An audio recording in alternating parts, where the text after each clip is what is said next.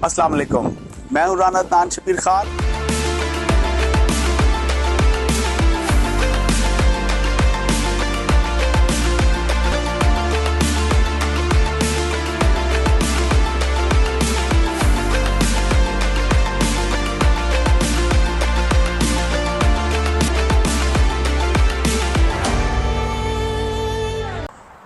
अस्सलाम वालेकुम, मैं हूँ राना अदनान शबीर खान और आप देख रहे हैं नवाए फ़िक्र। आज खान साहब ने एक वीडियो मैसेज दिया अपने वर्कर्स के लिए और पाकिस्तान की कौम के लिए। मेरा दिल तो ये कर रहा था कि मैं उनकी वो वीडियो चलाऊं और साथ साथ हर चीज़ का जवाब दूं, लेकिन क्योंकि हमारे पास भी टाइम की एक कमी होती है। अहमद पहले ही कहते हैं कि आप बहुत ज़्यादा बोलते हैं, वीडियो को ज़रा शॉर्ट होना चाहिए।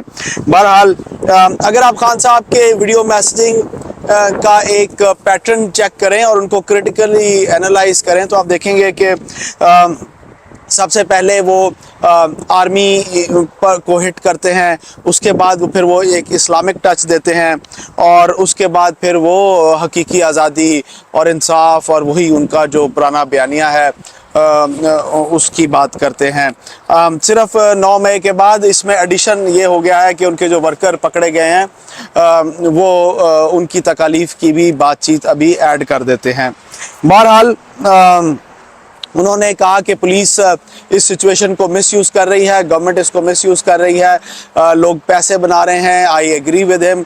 पुलिस हमेशा चीज़ों से नाजायज़ फ़ायदा उठाती है और इसको बिल्कुल गवर्नमेंट को इसको देखना चाहिए। उन्होंने स्टार्ट उसी तरह लिया, उन्होंने ये सारे मुद्दे फ़ौज पर डालने की कोशिश की इनडायरेक्ट तरीके से कि जनाब वो इसराइल में फ़ौज ये करती है, अफ़गानिस्तान में एक फ़ौजी ने जो किया उसके साथ उसको भी कटहरे में लाया गया और ब्ला ब्ला ब्ला।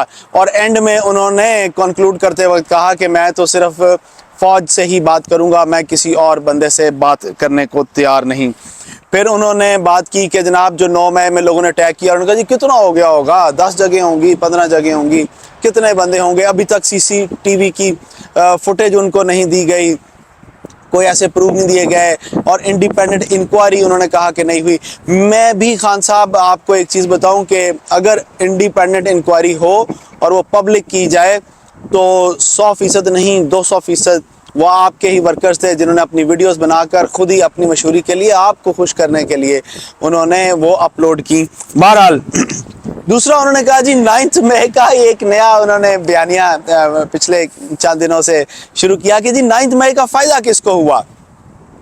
देखना ये है कि 9 मई का फ़ायदा उठाने की कोशिश किसने की।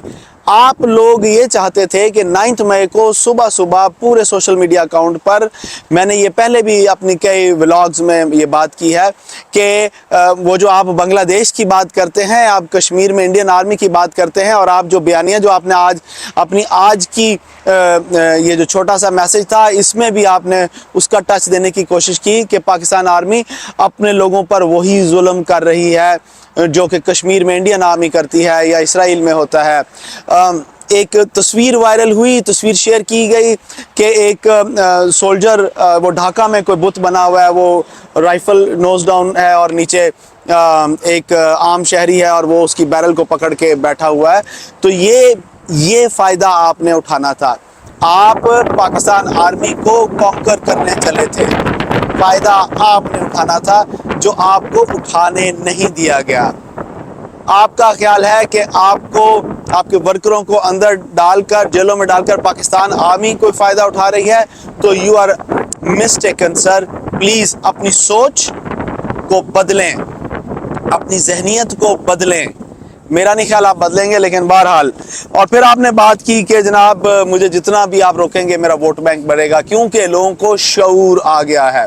फिर आपने एक अंग्रेज़ी की फ्रेज़ भी इस्तेमाल की। खान साहब हम भी आपके पैरोकार थे किसी दौर में, लेकिन हमें भी शऊर आ गया। और शऊर क्या देता है सर? शऊर उसे कहते हैं कि आपके दिमाग की खिड़कियां खुल जाएं और आप चीज़ों को क्रिटिकली एनालाइज करें और समझने की कोशिश करें।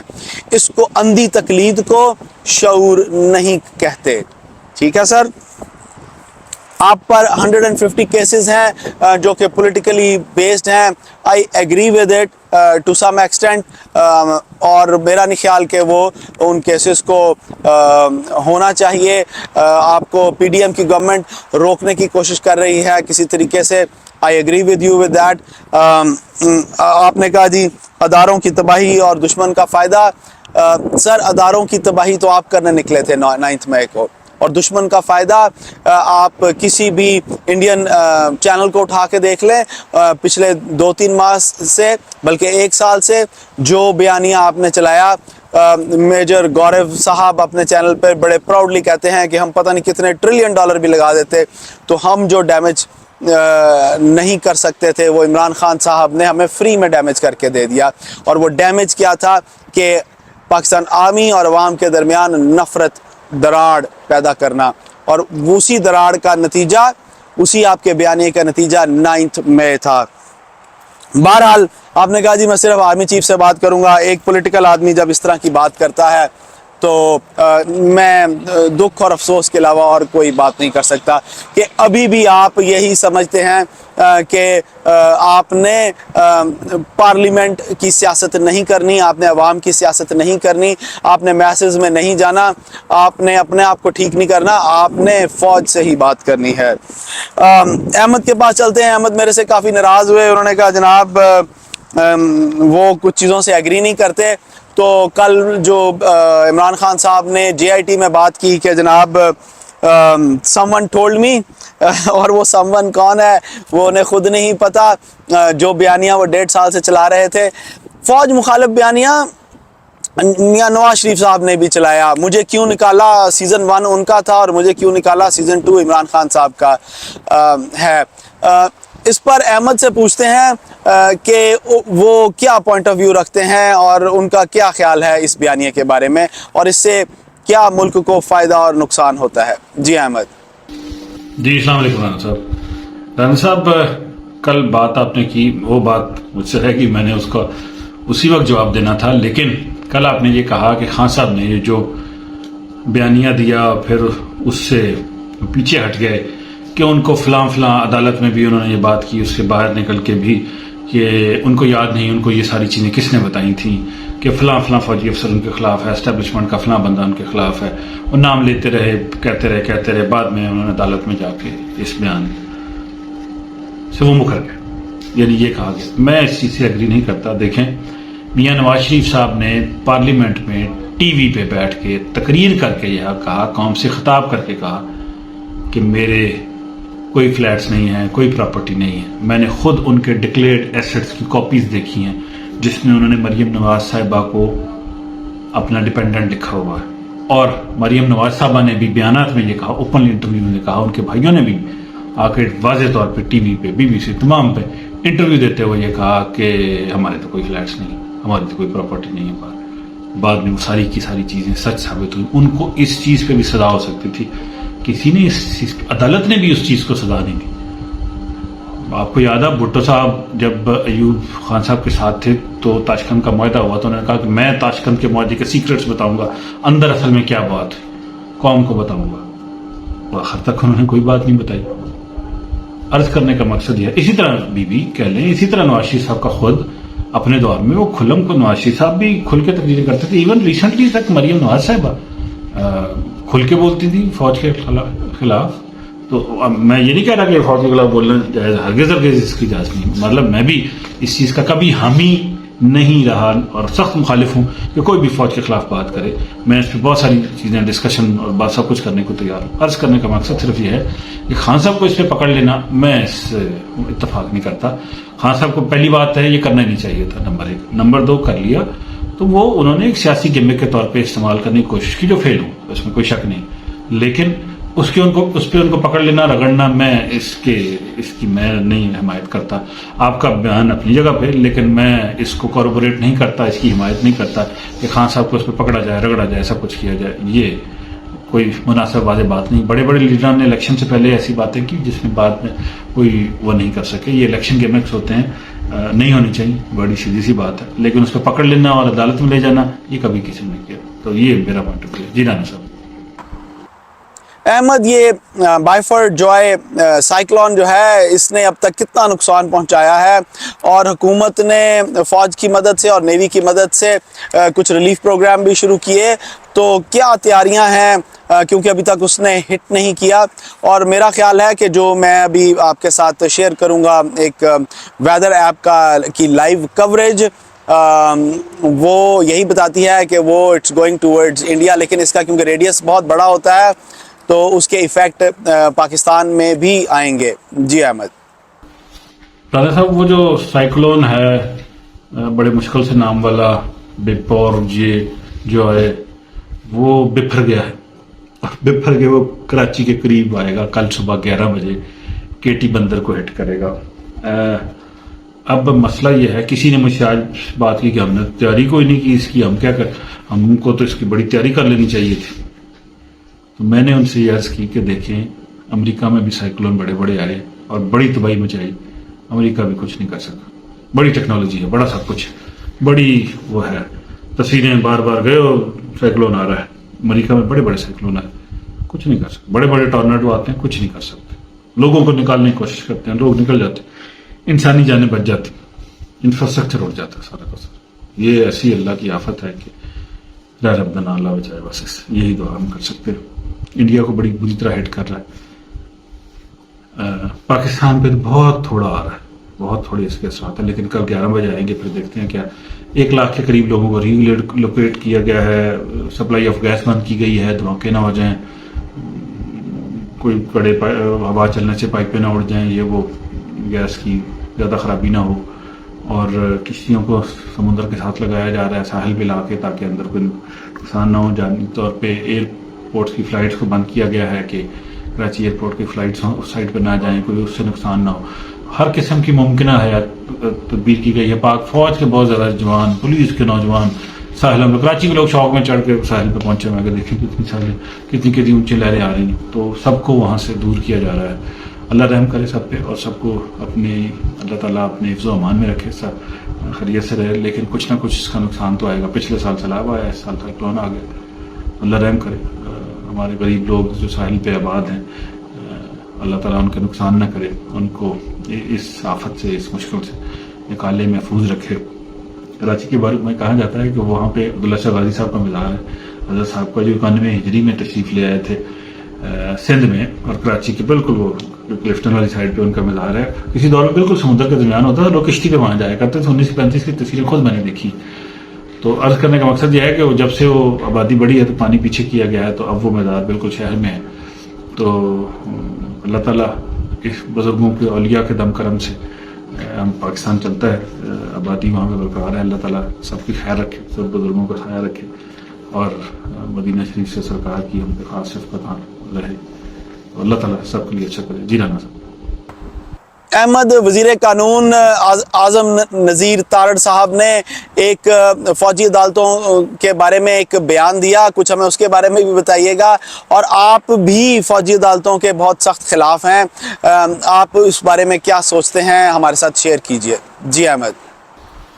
जी राना साहब, एक तो आज सुप्रीम कोर्ट में रिव्यू जजमेंट के और जो असम्बलीज का इलेक्शन के हवाले से जो पटिशन थी वो चल रही थी, तो उसमें जो बात वहाँ पे सामने नज़र आई वो ये थी कि रिव्यू जो है और अपील जो है उसका फ़र्क, उस पर डिस्कशन हो रहा था। बड़ी तकनीकी किस्म की सारी ये मसाइल हैं लॉ के हवाले से, जिस पे चीफ जस्टिस साहिबान और सुप्रीम कोर्ट डिस्कस कर रही है। इलेक्शन के हवाले से भी उस पर सख्त फैसला तो आने की तवक्को नहीं है, लेकिन उसकी तशरीह अच्छी खासी हो रही है और बहस भी अच्छी खासी है।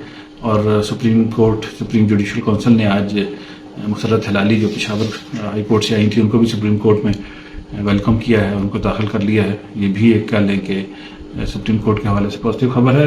वज़ीर कानून आज़म रफ़ीक तारड़ साहब ने आज एक बयान में ये कहा है कि जिन लोगों को रेफ़र किया गया है मई 9 के हवाले से फ़ौजी अदालतों की तरफ कि उनके केसेस वहाँ चलेंगे, उनमें से कोई खातून नहीं है। पहली बात तो यह है कि हम पहले भी ये कह चुके हैं और रिक्वेस्ट करते हैं अपनी तरफ से भी और तमाम पाकिस्तान के लोगों की तरफ से कह लें, या मेरा ये ख्याल है ज़ाती तौर पे कि इन लोगों को सबको माफ़ कर देना चाहिए। जो बिल्कुल भी गुनाह को नहीं मानते کہ ان سے کوئی غلطی سرزد نہیں ہوئی تو ان کو سزا ملنی چاہیے، لیکن باقی جو لوگ ہیں ان کو معافی مل جانی چاہیے، نمبر 1۔ نمبر 2 یہ ہے کہ فوجی عدالتیں، میرا پیپل پارٹی والا موقف ہے کہ جو فوجی عدالتیں ہیں ان میں ان کے کیسز کو نہ ٹرائل کیا جائے، کیونکہ ایک دفعہ یہ پھر معاملہ کھل گیا تو پھر لمبا چڑھے گا۔ اور ہم یہ پہلے دن سے یہ کہتے ہیں کہ پاک فوج ملک کی محافظ ہے، اگر کسی بچے نے غلطی کی ہے تو اس کو تھپڑ چھپڑ مار کے سمجھا کے ٹھیک کیا جا سکتا ہے، اس کو لمبی سزا دینا کہ گھر سے نکال دیں گے، یہ کر دیں گے فوجی عدالت، یہ تو زیادہ سخت ہو جاتا ہے۔ اگر وہ لوگ معافی مانگتے ہیں تو ان کو چھوڑ دینا چاہیے، سمجھا جا کے بھیج دینا چاہیے کہ پرامن طور پہ آپ جتنا مرضی جو کچھ کریں، آپ کو سب لوگ آپ کی عزت کریں گے، آپ واگا بارڈر پہ جا کے سرمنیاں دیکھیں، سب کچھ کریں، سب ہر جگہ پہ عزت ہوگی، لیکن یہ توڑ پھوڑ کا کام نہ کریں، یہ مناسب نہیں ہے، اور کسی کے کہنے میں بھی نہ آئے، یہ بھی دوسری بات ہے۔ تو میرا یہ جو کہا گیا کہ خواتین کو نہیں ٹرائل کیا جائے گا، میں اس کو بہت ویلکم کرتا ہوں کہ یہ جو خواتین اب جیل میں گئی ہیں یہ اچھی سیاسی ورکر خواتین بن کے نکلیں گی، سمجھ بوجھ والی بھی ہوں گی، اور کچھ ڈر بھی ان کا اتر چکا ہوگا، لیکن اللہ سب پہ رحم کرے، سب کے لیے بہتری کرے۔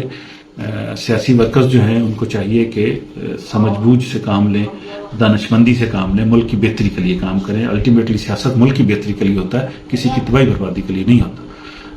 تو یہ میرا خیال ہے، تو اللہ بہتر کرے انشاءاللہ، اللہ سب پاکستانیوں کو بہتر کرے۔ اب دیکھیں اگر الیکشن کی وجہ بن جاتی ہے تو اور سچویشن ڈفرینٹ ہو جائے گی۔ جی رانا صاحب۔ احمد، میں بڑی معذرت کے ساتھ آپ کے ساتھ ڈس ایگری کروں گا کہ آپ سب کو معاف کر دیں 9 مئی میں جو بھی ہوا۔ اگر معافی کرنا ہے تو میرے خیال سے تو پھر پاکستان کی ساری جیلیں خالی کر دی جائیں اور پوری ملک میں جتنے مجرم ہیں ان سب کو معاف کر دیں۔ یہ تو نہیں ہو سکتا کہ آپ سلیکٹڈ لوگوں کو معاف کر دیں اور باقی لوگ جو ہیں وہ جیلوں میں مار کھاتے پھریں۔ ہمارا دین اور ہمارے نبی کے کیا احکامات ہیں اس معافی کے بارے میں، اس کو بھی دیکھنا پڑے گا۔ بہرحال فوجی عدالتوں کی ضرورت کیوں محسوس ہوتی ہے؟ اس کی وجہ یہ ہے کہ مروجہ آئین اور قانون جو ہے اس کے اندر بہت سارے سکم ہیں، اور وہ سکم جو ہیں وہ ان چور ڈاکو سیاستدانوں نے خود رکھے ہوئے ہیں، ایک دوسرے کو لک آفٹر کرنے کے لیے اور اپنے آپ کو لک آفٹر کرنے کے لیے۔ اور انہوں نے 1973 کے بعد سے آنورڈ انہوں نے اس پہ کوئی کام نہیں کیا، بلکہ ایسے قوانین بنائے جس میں لوپ ہولز ہوں تاکہ ان کو بھاگنے میں اور واپس آنے میں آسانیاں ہوں، اور وہ بڑے کھلے الفاظ میں ایک دوسرے کو کہتے ہیں بھائی ابھی ہماری باری ہے، ہمیں اپنی باری لینے دو، جب ہم چلے جائیں گے تمہاری باری آئے گی تو تم بھی انجوائے کر لینا۔ بہرحال، اور ہمارا عدالتی نظام ایسا ہے کہ ایک بندہ 30 سال جیل میں اپنی کیس کے لیے لڑتا رہتا ہے، اور 30 سال بعد اسے جناب وہ کہتے ہیں تم بے گناہ ہو، تو وہ جو 30 سال اس نے گزارے جیل میں ان کا کون جواب دہ ہے؟ اور میں نے تو یہاں تک سنا کہ ایک بندے کو پھانسی ہو گئی اور عدالت نے اس کی پھانسی کے 2 دن بعد اس کو باعزت بری کر دیا۔ اس عدالتی سسٹم کو بھی کسی نے ٹھیک نہیں کیا، اور نہ ہی ان کا کوئی ارادہ ہے ٹھیک کرنے کا، نہ ہی کوئی ایسی سوچ ہے، نہ ہی کوئی ایسی اپروچ ہے کسی بھی لیڈر کی، ایون عمران خان صاحب کی۔ عمران خان صاحب نے جو چور ڈاکو ان سے پیسے واپس لانے ہیں، یہ لوٹ کے لے گئے، کل کی تقریر میں بھی کہا ان کو اپنے ہاتھ سے کیبنٹ میٹنگ کا ڈیسیژن لے کر جہاز میں بٹھایا اور برطانیہ بھیج دیا۔ ہمیں تو بیوقوف سمجھتے ہیں، بھیڑ بکریاں سمجھتے ہیں۔ بہرحال خان صاحب شعور ابھی عوام کو انشاءاللہ آہستہ آہستہ آ جائے گا، اور وہ تمام منافقین سیاستدان جو بھی ہیں کسی پارٹی میں بھی ہیں ان کو آہستہ آہستہ ہم احتساب کے کٹہرے میں لائیں گے انشاءاللہ۔ میں آپ سے اجازت چاہوں گا، اللہ آپ سب کو آسانیاں نصیب فرمائے اور آسانیاں تقسیم کرنا نصیب فرمائے۔ السلام علیکم۔